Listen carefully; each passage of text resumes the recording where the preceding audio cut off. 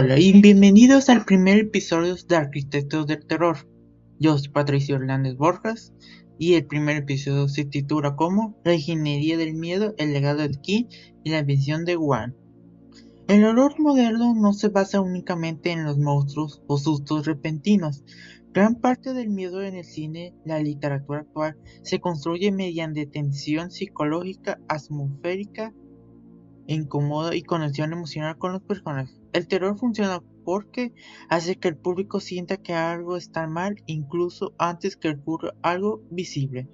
Por eso las historias de horror más recordadas no son necesariamente las más violentas, sino las que logran permanecer en la mente después de terminar. Autores como Stephen King ayudaron a transformar la literatura del terror al crear historias donde los problemas humanos y emocionales son tan importantes como los elementos sobrenaturales. Novelas como The Thing o It desarrollaron, desarrollaron primero los conflictos personales de los personajes antes de introducir al horror. En el cine, James Wan modelizó el género utilizando movimientos lentos de cámara, silencios prolongados y composición visual para generar tensión constante. Ambos creadores demostraron que el miedo más efectivo no aparece de inmediato, sino que construye poco a poco mediante emociones, anticipación y atmósfera cuidadosamente diseñada. Estoy entrevistando a mi prima Fátima Vigil. ¿Cómo Stephen King crea sus personajes que parezcan reales antes que empiece el horror?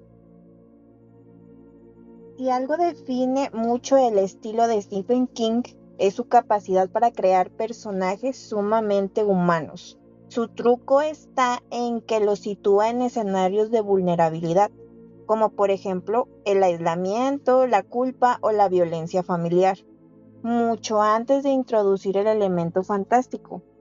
Y ya de esta manera nosotros como lectores conectamos con ellos a nivel emocional antes de que empiece el terror.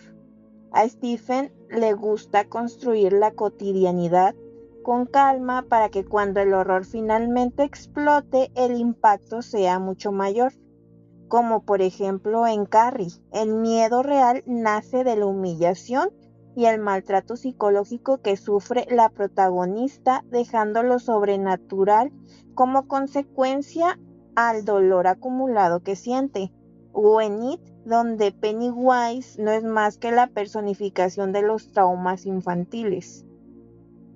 En, en resumen, pues su obra funciona porque el terror no viene de la nada, surge de las heridas reales, demostrando que lo que más nos asusta no son las criaturas, sino nuestra propia fragilidad. ¿Qué recursos visuales usa James Wan para que una escena común se vuelva inquietante? Lo que hace James Wan, usa encuadres muy abiertos y deja un buen de espacios vacíos y mueve la cámara muy lento. Todo esto está muy calculado, ya que aunque tú estés viendo una habitación completamente sola, hace que nos provoque una ansiedad tremenda porque sentimos que algo va a saltar en cualquier momento de la pantalla. Su fuerte es jugar con la anticipación y hacer que la espera pues, nos dé mucha curiosidad. Y es curioso porque su estilo empezó un poco por necesidad, como cuando hizo Saw.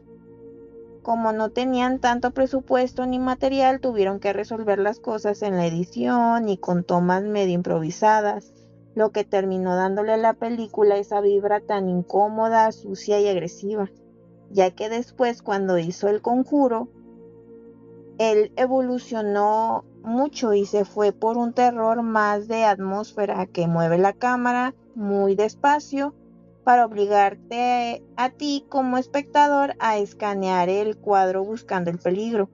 Usa luces muy tenues y composiciones tan perfectas que hacen sentir como incomodidad, y al final el miedo con Wan no es lo que te enseña, sino la paranoia de lo que podría parecer. ¿Por qué el miedo psicológico dura más que un susto rápido?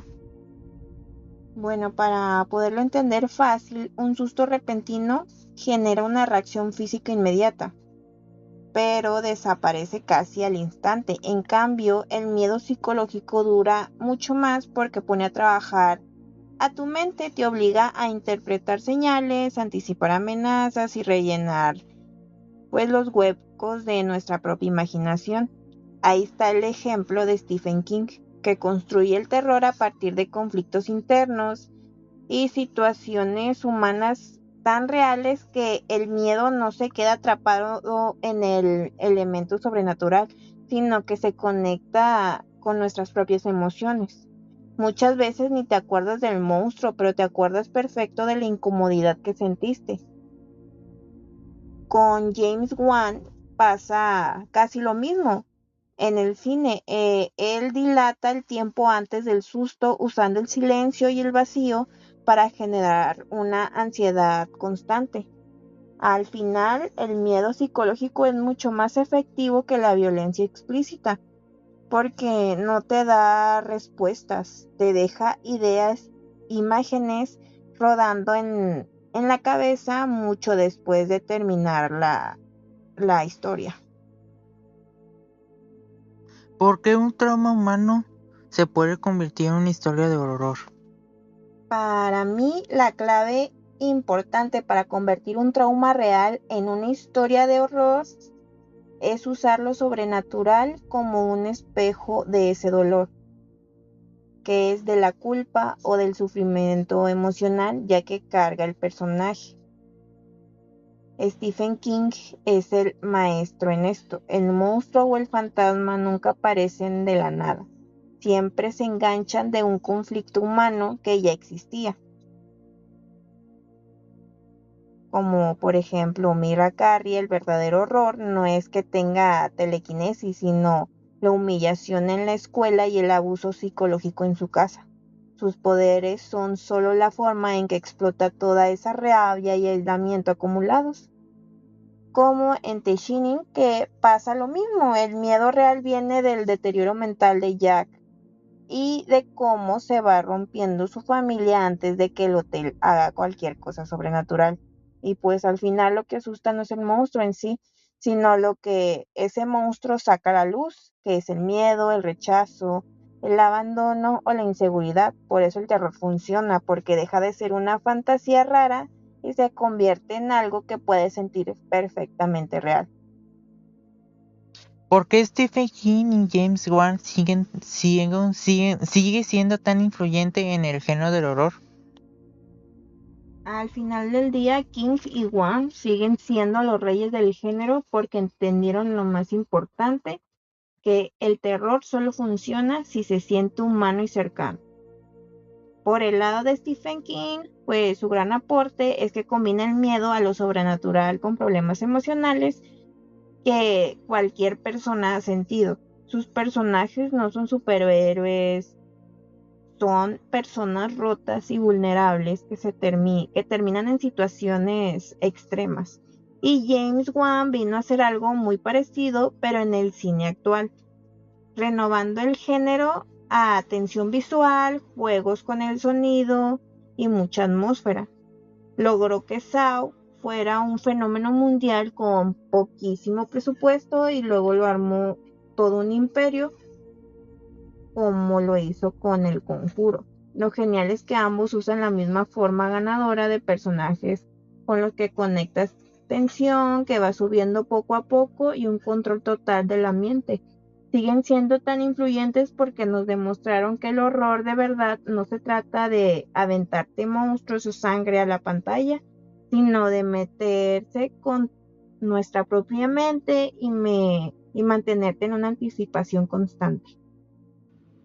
En conclusión, tanto Stephen King como James Wan construyeron el horror a partir de elementos humanos y emocionales, antes de mostrar lo sobrenatural. King desarrolla personajes con conflictos reales para que el lector conecte emocionalmente con ellos, mientras que Wan utiliza composición visual, sonido y tensión progresiva para provocar anticipación en el espectador. Esto fue todo por Arquitectos de Terror. Nos vemos en el siguiente episodio.